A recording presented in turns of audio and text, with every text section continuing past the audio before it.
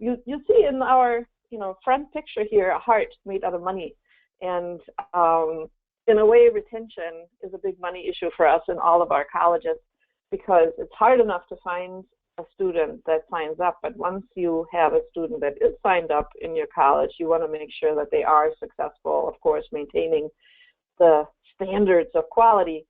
So retention is something that's dear to us in our heart as an instructor, but also to our colleges. So retention is an issue that gets a lot of press and research, and I want to share some of that with you, the research as well as strategies that are particularly important for us in face-to-face and online learning.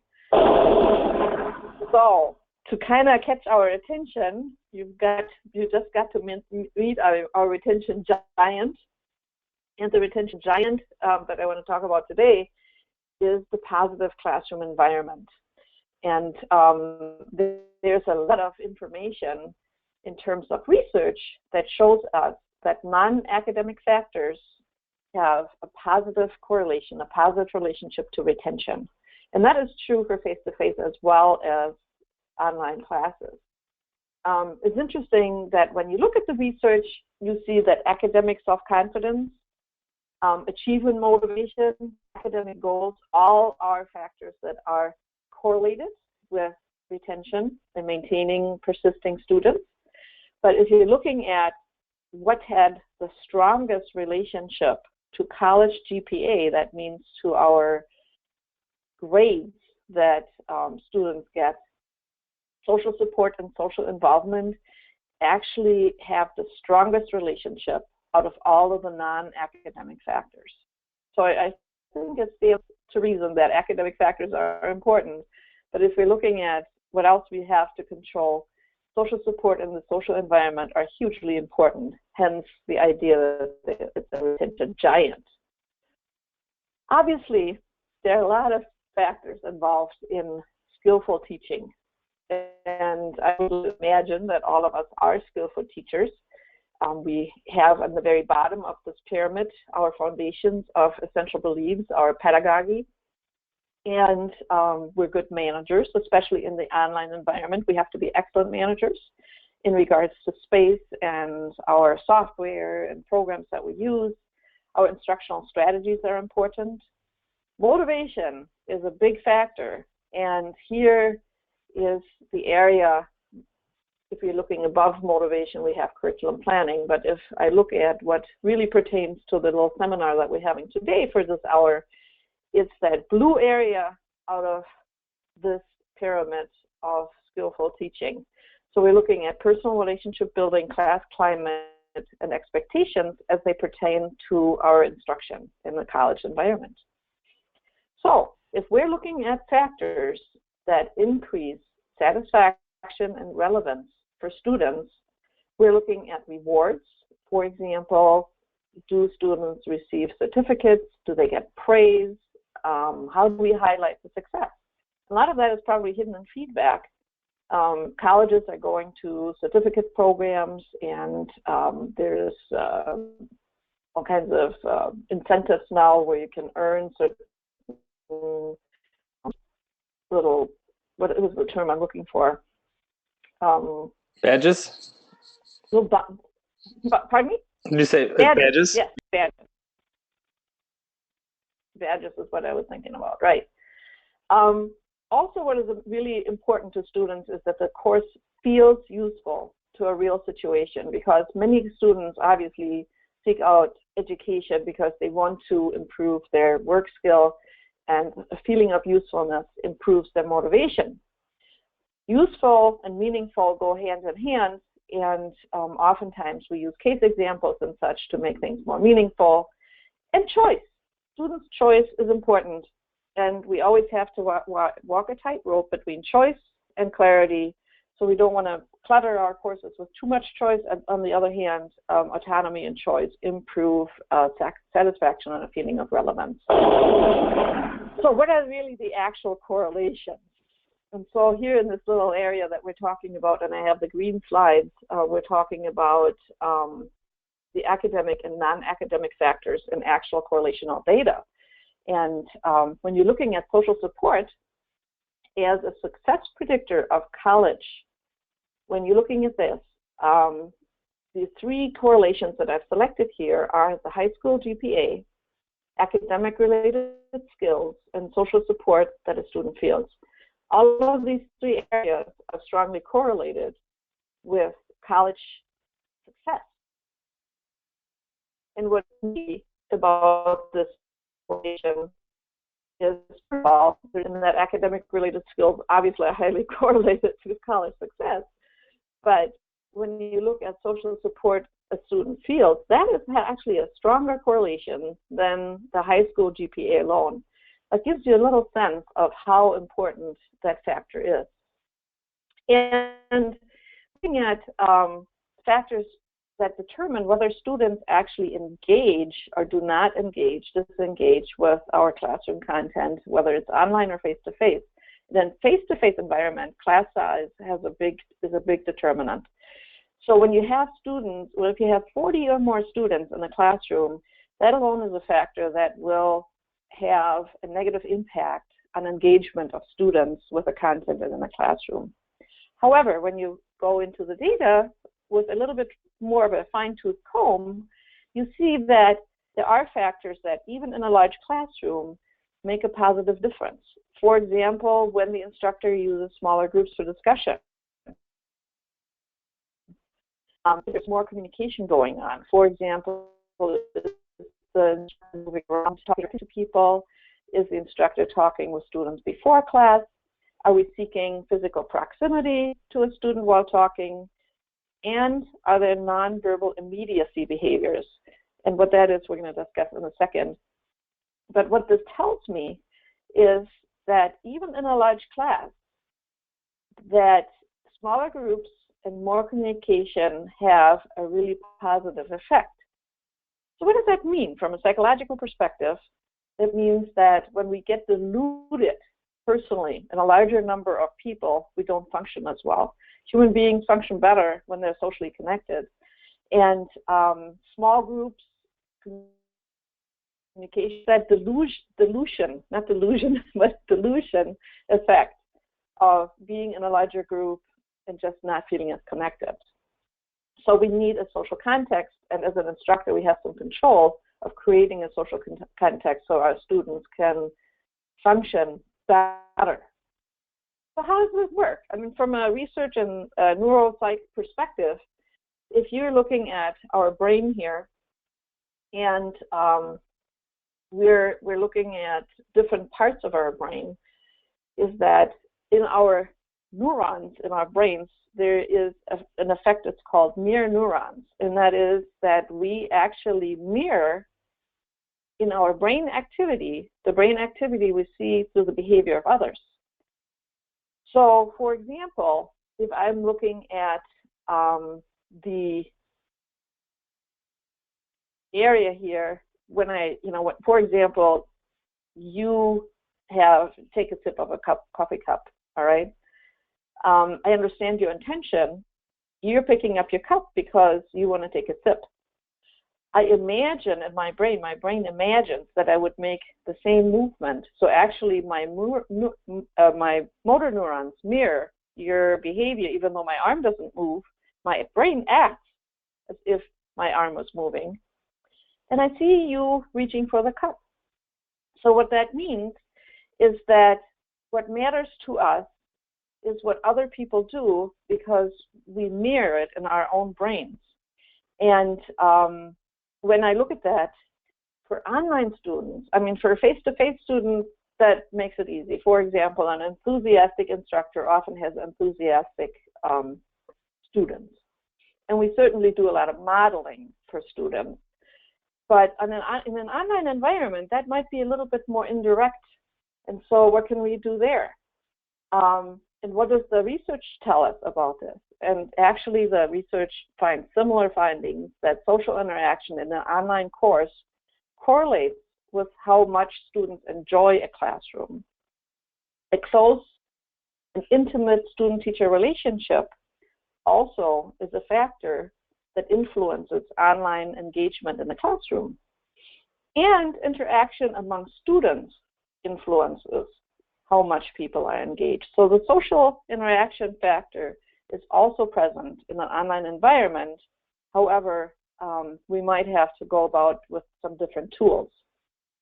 Interestingly enough, interpersonal interaction is the most important course factor in regards to quality in terms of online learning and student performance. There was a study that was conducted with 23 online courses, and they observed these in regards to interpersonal interaction. And then they looked at the grade point average of students participating in these kinds of classes. And if you're looking, there's a direct relationship in terms of the higher the interpersonal interaction is in the course, the higher the GPA is. So those are pretty direct data, similar to the correlations that we looked at earlier in regards to social interaction, interpersonal connectedness, and academic performance. Emotion. And one of the reasons for this is the role that emotion plays in the learner's engagement and achievement online. So if we're looking at this, emotion, we know, is a factor in learning. And for a while, before we got really had more access to brain functioning through the fMRI testing, a lot of people felt that emotion was not as big of a factor in learning and that cognition was the main factor. However, we now know that there's an interactive quality in that thought and behavior and emotion are co-jointly influencing learning. And there are very specific research that you can look up if you are interested in this type of thing. So, having kind of brought out some of the research, I want to do something a little bit more active and tap into your experience as someone that has experience in instruction. And so what I'd like for you to do is take a look at these emoticons representing different kinds of emotions that students might have as they are going through your classroom. And I'd like for you to jot down in the chat window some of the emotions that you would deem not helpful to learning in your courses. So here's a little activity challenge for you. And I'm curious to see, and I wanted to, as you are thinking about this and picking out some emotions, I want to welcome Dawn and Ginny. We have already kind of joked around a little bit with Gregory. And hi to Kim and to Sue and to Tim. And I see somebody says aggression is not, feeling aggressive is probably not a desirable emotion. Assertive would probably be, right? But aggressive is not so much. So feel free to jot some down, pick out some emotions that you would probably not appreciate as a positive function in learning in your classes. We've got puzzled, we've got anxious, bored, happy, cold, thoughtful, sad, interested, disappointed, shocked. Looks like a lot of people are jumping in on the questions instead of the chat, which is fine. But I just wanted to direct you there, Carol, so you can see their answers. Yes. Anxious, frightened would not be helpful. Yes. Frightened, especially frightened. I like that you pick frightened because frightened, fear is directly correlated with blocking learning. Fear and anxiety uses the same synapses in the brain as the serotonin, for example, which is a neurotransmitter that's extremely helpful to learning. And so if you have somebody that's fearful and anxious, they can't be also focused on learning at the same time. So, and as you can imagine, in terms of survival hierarchy, learning comes after survival, and therefore fear has first dibs at these neurotransmitter sites. All right, what did I do with my little question box? Somehow I misplaced it. Do we have more answers there, Trey? We got anxious, frightened, and frightened, and so that's where we're at right now. Well, let's kind of double check what I have I took the time to sort of cross out what I thought, probably from my instructor perspective, and I teach online, hybrid, and face-to-face. these are some emotions that I would probably not like to see. And so I would not be opposed to a student being puzzled, because puzzlement rather than frightening might lead somebody to more inquisitive behavior. So therefore that would lead to engagement. Optimism has something to do with expectations. So maybe the expectations of success.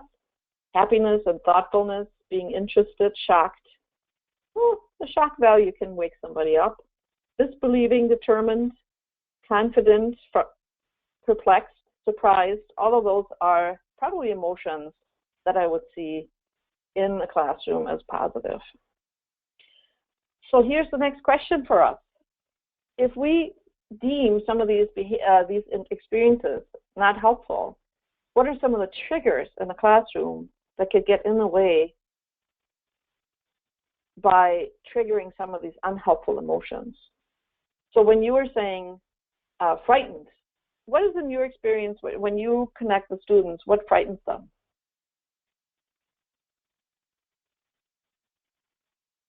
Can people talk? Trey, can you unmute them so they can talk? I can do that. I'm unmuting everybody, so.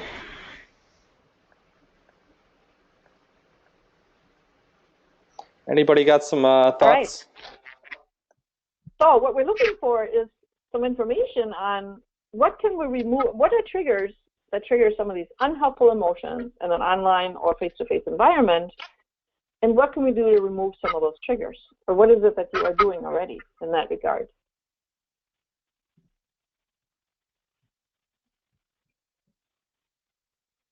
Hi, this is Kim Lucas. Can you hear me? Yes, Kim. Hi. Hi. So, in regards to being anxious, I think a lot of times it's just sometimes you have to make the contact via phone, because when they hear your voice and you're talking them through the question that they're having, and then it makes sense, especially the non-traditional students that might be a little bit older and who are not as comfortable with the online learning environment as, maybe the younger generation is. I found that to be a helpful tool.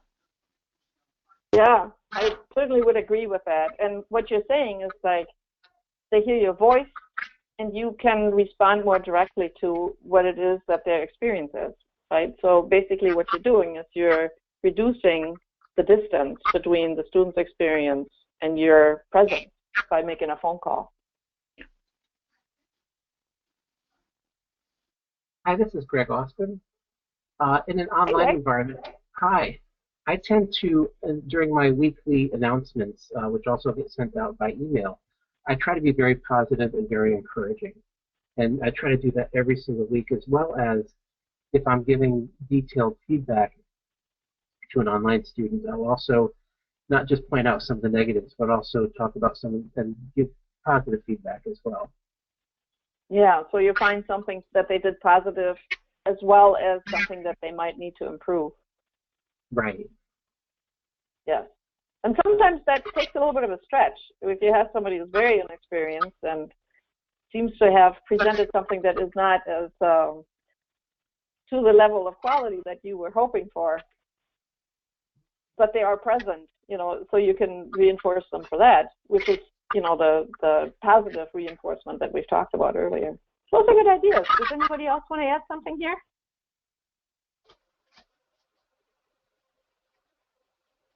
So I would probably say what you were saying earlier, in a way, what Kim was saying is removing a negative trigger by feeling abandoned or maybe frustrated or disconnected. And the phone call removes that trigger by creating, so in a way that is you're triggering a feeling of connectedness. And I would say, Greg, what you're doing is creating expectations, giving reassurance, encouragement. You're creating a sense of optimism that you were talking, as you're talking, that yes, here's information, I can succeed in this class. And even when I get some negative feedback, this is just part of a process that is partially successful. And so when you're giving feedback, you're giving academic feedback, but it seems, Greg, that you are also paying attention to the emotional experience of the feedback. So this actually leads to persistence and continuous attempts rather than giving up. which is when students feel abandoned, they give up more easily. And so, you're right in the middle of this research, and when you're looking at emotional presence, there's, we were kind of talking a little bit, starting with like the experience of the emotions. There are some really interesting models that are very, very helpful. Renches and River, just recently, they came up with a really nice, beautiful model here, where they talk about the different types of presence. And so we have social presence, cognitive presence, teaching presence, and emotional presence.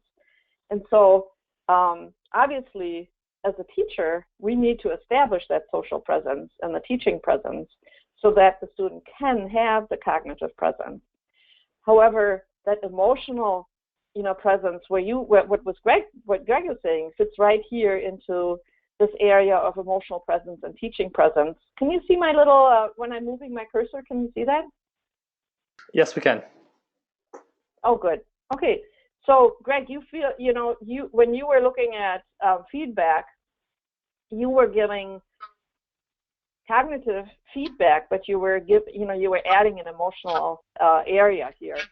And when Kim was saying that she's making this phone call, you are basically offering supportive discourse. And Greg, you are also saying that in putting the weekly message in there, you're offering some supportive discourse before people even attempt any of the tasks that they have to do in your course. So you can kind of sort of, and the reason why I like a graph like this is because it sort of focuses, if I'm systematically planning my curriculum, just like I do that in the content area, I can say to myself, okay, what kind of strategies do I have that fit into social presence? What kind of strategies do I have that fit in cognitive presence? And how do I create supportive discourse that supports the learning experience, right? And when I look at teaching, and when I select the content, both for my cognitive presence, I can also select content that has an emotional value to it. So, for example, when we talk in development, I teach developmental psychology, I may talk about friendships, and I will maybe pick out a YouTube video that's highly emotional in a very positive way, or I will pick some content that is somewhat controversial because I'm trying to create more of an emotional presence in the classroom. So this is a nice graph that kind of gives us some tool, or like a map. I'd like to think of this as a cognitive map to help me create content that creates social presence, emotional presence, cognitive presence, and helps me in how I influence the classroom environment. Hey, Carola, I want to jump in because jump in real quick because Tim had a good point in the questions too that he didn't get to share, which was he wrote that he thinks unexpected high stakes tests or other evaluations make students very anxious, and it's important to be crystal clear about expectations and reassure students that help is available. So, absolutely, and yeah, I really, really appreciate that. Especially when you have students who are not confident to begin with.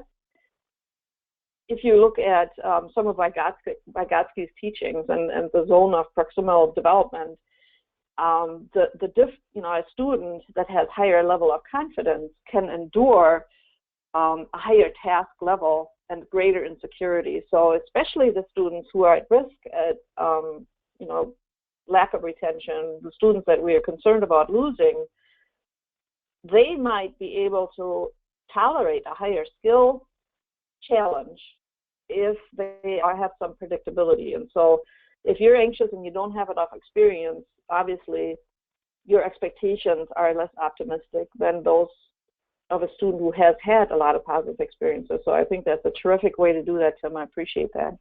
Thanks for bringing that up, Shay, because I for some reason, with all the things I have on my screen, I can't see the question box, and I don't want to mess with it because I don't want to lose everything here. No problem. All right. Whew. Here's the giant, immediacy. So when you're talking about the phone call, that's immediacy. When Gregory was talking about putting something every week, even in the announcements, that's immediacy because it's time immediacy. In Kim's case, it was connectedness immediacy, and the very advantage, for example, of an online environment is, of course, that you have the flexibility of being asynchronous. So you don't have to be in the same place at the same time. However, that also reduces the automatic immediacy that you might or might not have in a face-to-face class. So I'd like to put a little bit of attention into this.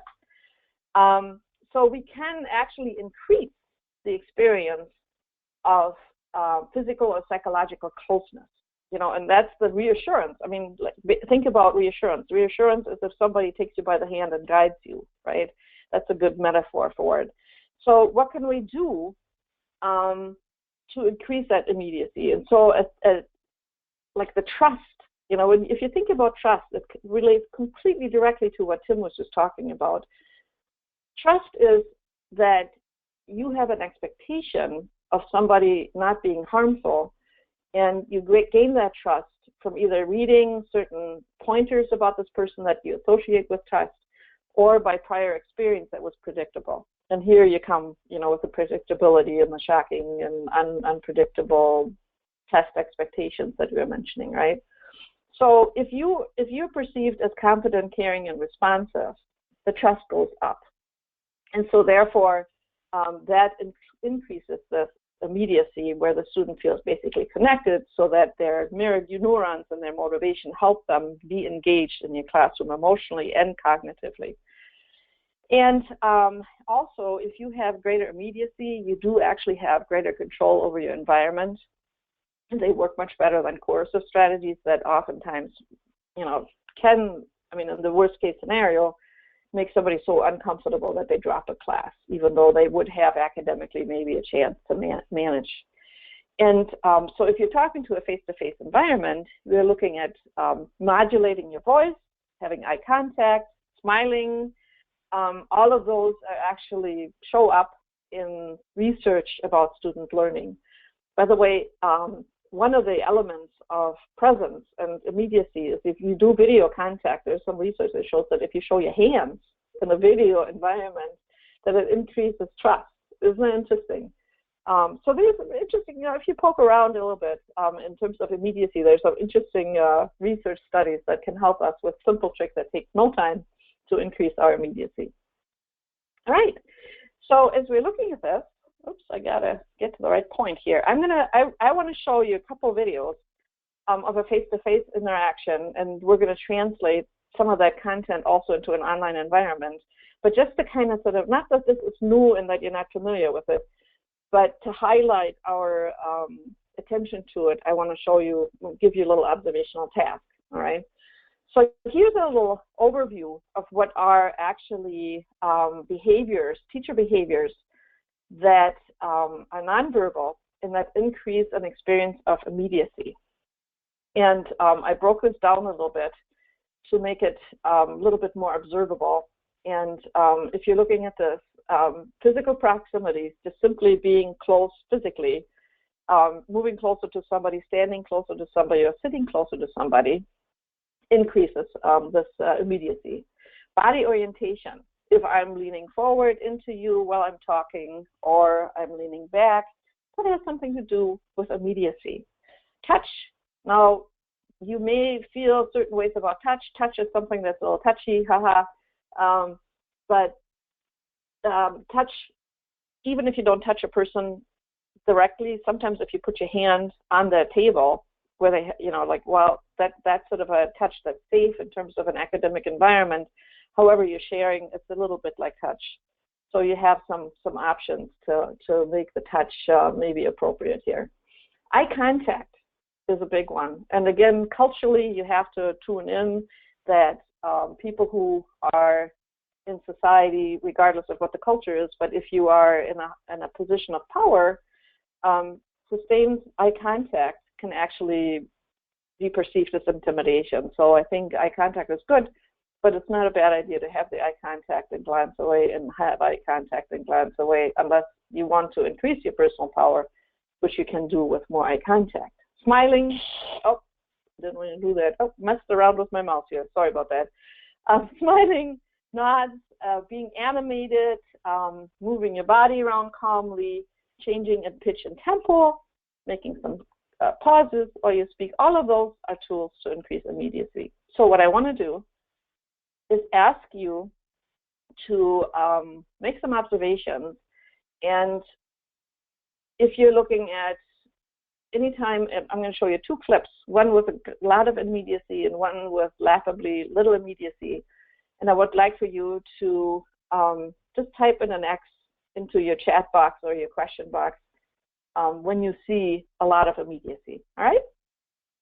I'll show you the first one here, and we see Gollum. I don't know if you realize that this is Gollum, because we have the positive retention giant. Here's an example of low immediacy behavior. So let's take a watch and see if you can recognize any of these behaviors I just listed off. Morning class. Today Carl Brown will be here Is it loud enough?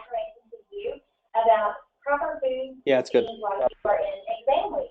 There's Carl Brown.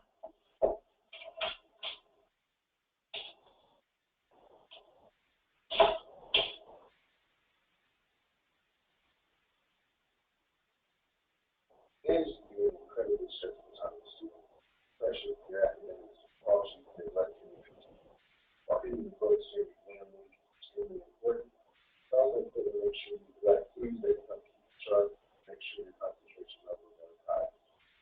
Fruit is important year round, especially during exams. Fruits have good sugars that help keep your blood sugar elevated. The low blood sugar, sluggish and tired, citrus fruits such as oranges or watermelon. High vitamin C, helps keep you healthy. Okay, I think that's sufficient of a sample, right? How much immediacy? Did you see any immediacy?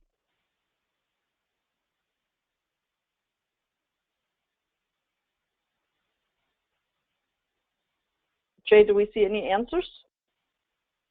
Nothing yet, but if you want to pop in your thoughts in the questions or the chats, I can repeat them. Or if you want to get muted, just hit the raise your hand button and I will unmute you. We can probably unmute everybody.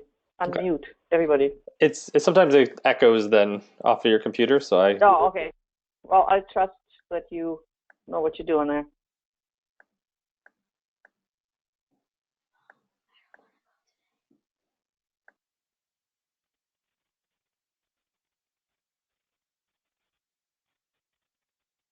Ah, I have my question box back.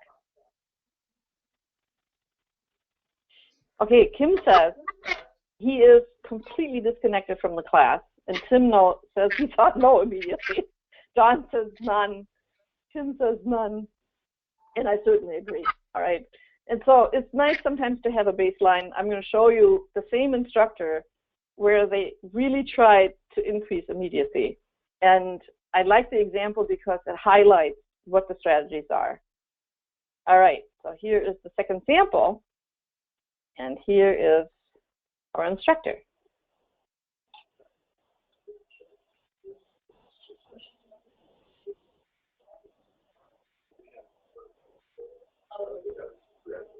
Welcome class. Good morning. Today we've got Carl Brown, an expert on nutrition, and he's going to be speaking to you today about foods to eat and fruits, vegetables, all sorts of things while you're preparing and going through exams. Carl Brown, everyone.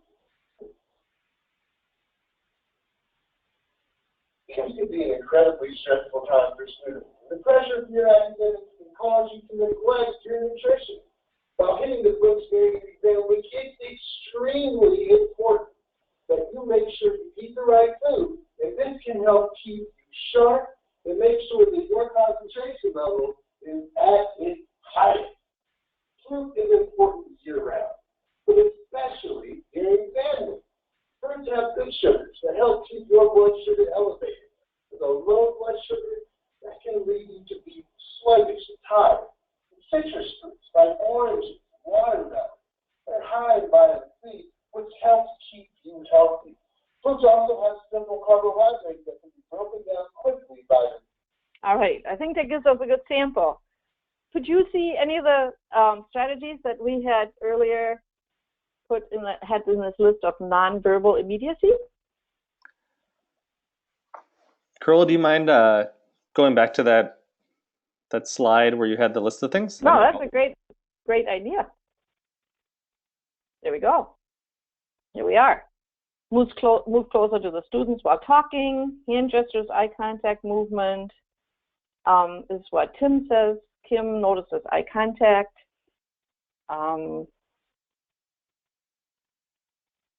Much more animated. What class do you think you'd be more engaged in? I mean, that's a dumb question, right? Because I think it's a foregone conclusion. It's the second class. And more animation is what Kim notices. And I certainly agree. So that's the sense of when we talk about more relaxed as well. Starts out with a suit coat and a tie, takes that off, rolls up the sleeves. You know, the metaphor is, we're getting into it here, literally rolled up the sleeves in order to decrease formality. Tim notices as well, right?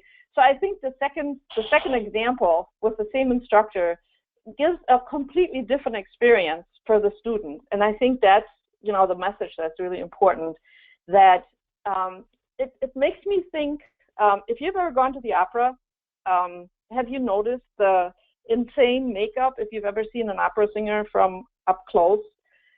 And they have to increase the animation through the makeup because the audience is far away. And opera is a highly emotional experience. And so you can increase the emotional experience by sort of like the makeup, and in this case, the teaching strategies. So this does not take any time. I mean, this is just a personal awareness. And when we're looking at the strategies that we have, is that you're trying to attempt to feel the same way that you want the student to feel. You want them to feel animated. And research shows a real positive emotional contagion effect. So it's catching, right? And that actually shows increased cooperation, helpfulness on the part of the students, performance, creativity. And so mimicry, in terms of what the student expresses or what you want the students to experience, the teacher has a great deal of influence. So when you speak to a student directly, it's very powerful if you assume the same physical position as they have. That's why sometimes we, lean down to kind of get on the same level, using similar gestures and expressions. If you have a student who is very small in their personal expression, and you would be somebody who has some of that large expression, that's a mismatch. So your observation, just the way we just observed this instructor, your observation of the students themselves and mimicking your own interaction to them will make the student feel connected. And so I want to kind of sort of translate this idea of immediacy into an online environment, because I know from Trey that many of you are also online teachers. And we have a variety of strategies that can be very helpful, and I want to give you some examples. A welcome note. Was that, I've forgotten, was it Greg or Tim who was talking about the welcome note originally? Well, both of them have made lots of positive contributions. Let me kind of show you an example here from one of my classes. Here's actually one that is in my current class where I wrote a welcome note. And you may be doing things that are similar. In fact, I think I have it here in my slideshow, just to kind of sort of let people know that they're welcome, get ready. Using positive language like that really makes a difference in students, and there's a lot of research support. So that's a real simple strategy, is to use a welcome note. Some people use welcome videos, and let's see here, this is not the one. Let me just click this one and we'll get this up. This is not somebody I know. My name is Martin. But I thought his welcome video, just making a quick little YouTube, and you can record that with your phone and load it up. I thought this was a nice example. Bert, and I will be your professor in this course, Business Plans for Social Entrepreneurial Organizations. In this course, we are going to study the importance of business skills and business planning for social entrepreneurial organizations, both social enterprises and organizations that are non-earned income. All right. So you can see that's you know, you sit down, you videotape yourself. That's an investment of about 10 minutes. You get it up on YouTube and you link it in, and students have a chance to experience you in person. I want to jump in real quick too, because one more thing. Yeah. Sorry to cut you off. I was wanting to say too, like not only is it a 10-minute investment, but if you're careful about how you present it, you can use that course to course, semester to semester. So that 10 minutes becomes extremely valuable. So. Yes, and it's helpful. And many of us have like a little introduction section in our classes, anyways. I'm looking in my, you know, we use it in Madison College. I use a little bit of a different, here's like an instructor information that I use in my class. And, you know, you see here is a little information. I'm a full-time faculty member in the chair. And it talks about I have teaching degrees in Europe and Wisconsin. And my passion for psychology started as a little girl with a brother who was severely dyslexic. I mean, this is basically already a script for my, you know, if I wanted to make a video, and I do that on occasion. Another way to do this is to use a little program that's called Screencast-O-Matic. And because I don't necessarily want to be present visually, what I do is Screencast-O-Matic, and I have a slide in the end that has links to all of this, and hopefully, Trey, we have a way to make the presentation accessible. We could put it into Google Docs and give the link or something. Great idea. But here's an example of a little video. I use Screencast-O-Matic, which is very simple to use. And basically, it records your screen as you interact with your computer. Let me give you an example here. I'm showing a little strategy to students how to post a video clip in a wiki page. Hello, I want to show you how to insert a video clip. So the first thing I'll do is I click Edit Wiki Content, and that gives me my page. I call it the test page, and I might put some kind of header in there. Okay, well, it gives you an idea of like a strategy that you can use, right? So, I mean, basically, whenever you create an experience of you as a person, that really helps with that presence and the immediacy. Another strategy that I use is I use narrated video lectures. These are not really hard to do. You can, it's just a matter of investing about 10-15 minutes to learn how to put with narration on a PowerPoint that you have. And I usually use the ones that come with the book, and then I morph them, and I use them semester after semester. And Trey and I developed this class together. So I think you use some of these narrated lectures as well, right, Trey? Yep, I do. So here's an example. I host them on AuthorStream, which is a website that is either free or very low cost. This is what it looks like for a student. They can click play. So here's a little bit more information on myelination. And myelination basically makes the electric conductivity of the brain cells more efficient. Oh, sorry, I didn't mean to do that. Hello, this is Chapter 8B, the second part. All right, so here was that slide that we were looking at. So here's a little bit more information on myelination. And so you can, integrate video, and they can watch that video as they're watching the PowerPoint. Here is, they can click that through. You can put links in there. Here's the ability to stop and think is totally tied into our ability to pay attention and not to be as impulsive. And then you can integrate little video. Here's the Jump Jump song, and which feels obviously.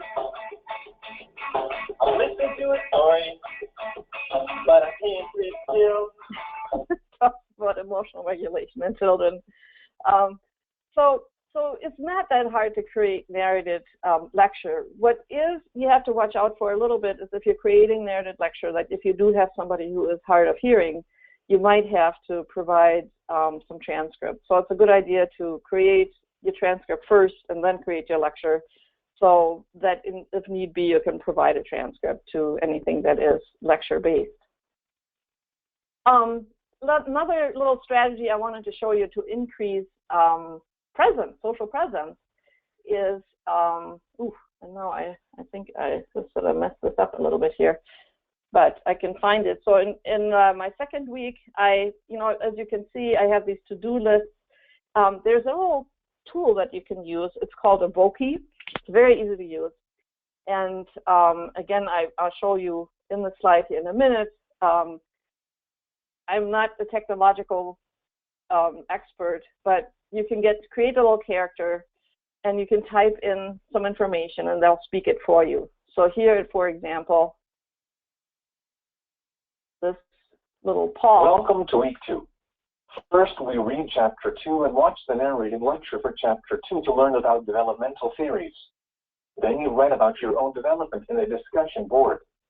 Include something of your physical, your cognitive, and your psychological or social development. You also comment on what 2 or 3 other students wrote about themselves in the board. So you can see there's lots of little tools. I mean, you don't need to use all of them, and I don't use them all in all areas, but there's lots of tools that you can use. I would like to also tell you and highlight a strategy that one of you have mentioned earlier, and that is personalizing your feedback. I have like a vast store of feedback that I've built as I'm grading material, and then I just cut and paste my feedback right into the student work, because I often give something like 500-600 grades a week. But I want the students not to feel like I'm dealing with 500-600 people. I want students to feel that they're very important and very individualized with me. So I might have some information that says, you captured the content very well. And I leave myself, I made the dots here now for the slideshow, but I leave just the comma, and I just type, I'll have this ready so I can just go Control V to insert it. So I'll insert this, and I just put the student's name in there, and I click return, and I go to the next one. So if you have, I want to show you this crazy file of all these different, for different chapters. I have all these different little things that I have to choose from, or I keep adding to this all the time, where it says here you get the adolescents, or here it says you do understand prenatal material. These are thoughtful answers. You're giving solid genetic information. And here I get a little bit more sneaky, where I say this is solid genetic information, and then I have like a couple things that a lot of students get wrong. For example, there's a question where they have to say something. Why is there an example of quadruplets in the slide? And it is because of the phenotype. So I'll put something like quadruplets to observe the phenotypes. Yes, like I'm praising them. If a student gets it wrong, all I have to do is like put the same little blip in there and create, I take the yes out, and then it's like a correction, right? So it can be a praise, it can be correction. So you can get very tricky about making it easy for yourself to come across as very personalized to students without necessarily having to type and type and type. Just give yourself time to create like a little store of tidbits that you can then copy into the student. Sometimes there's things like if somebody, you were saying this earlier, like you got to make sure that you always put something positive. Well, even if somebody gives a very bad answer, if they submitted it on time, maybe this week, in week 2 or something, I'll be like, yes, you submitted it on time. That's wonderful. So here's like a whole little blip that seems very long and very well written, and I just copy that in there. Every once in a while, every 100 years or so, a student will say, oh, these are just copy and paste answers. But I try to make them very personal so that it doesn't seem like they're just manufactured, which they are, of course. Email empathy, I think is a really good idea to increase the empathetic value. If you do already, email with the student, they're asking a question, I always put some little personalized thing in there, like, I'm glad you're asking the question, or somebody has a technical issue, I'll be, that sure is annoying, I hope the tech service can help with this, or somebody tells me something isn't working, I'll be like, I'm so glad you let me know the link didn't work. Or I put like a little, somebody says something about they might be late with their work, or how long do they have because their grandparent is sick. So then I'll put like, what a wonderful grandchild you are. So this is not very time consuming, and really increases the emotional value of your classroom. So here's this last slide. The last little strategy I want to mention to you. This is really pretty tricky. It's called MoveNote.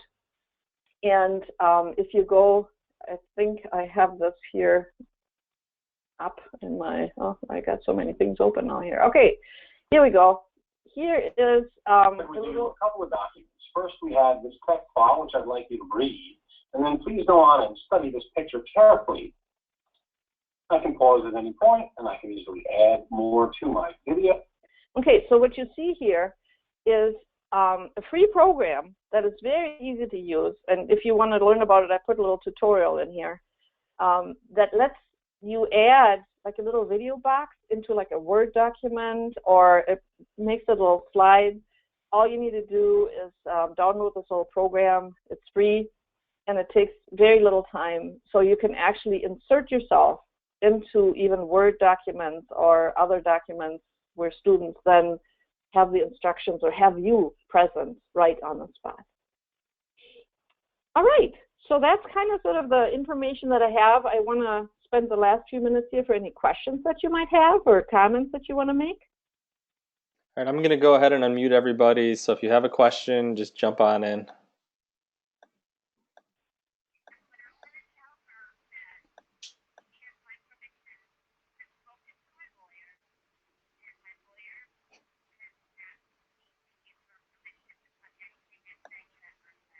No, you're allowed to give her permission. You do not have to. You do not have to let her cut those trees down.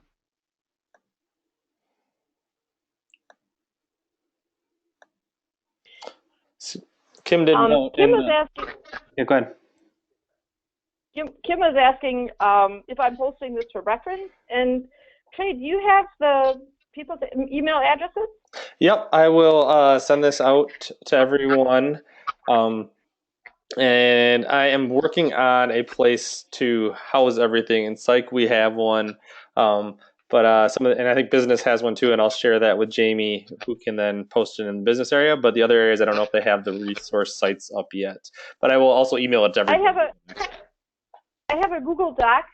I have a Google Doc where I have a lot of the supporting research and a lot of articles and such.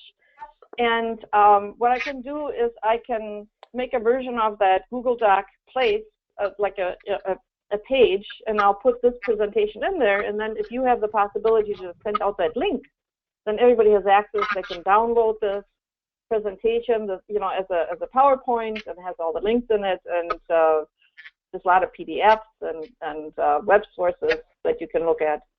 Would that work? I think that'll work great. Okay, I'll do this right afterwards, and I'll send you that link. And thank you so much for your participation. It was really a joy. I hope this was helpful. Thank you, Carola. Thank you so much. Thank you. All right, we're going to go ahead and finish up. And again, this recording will be sent out to you guys soon.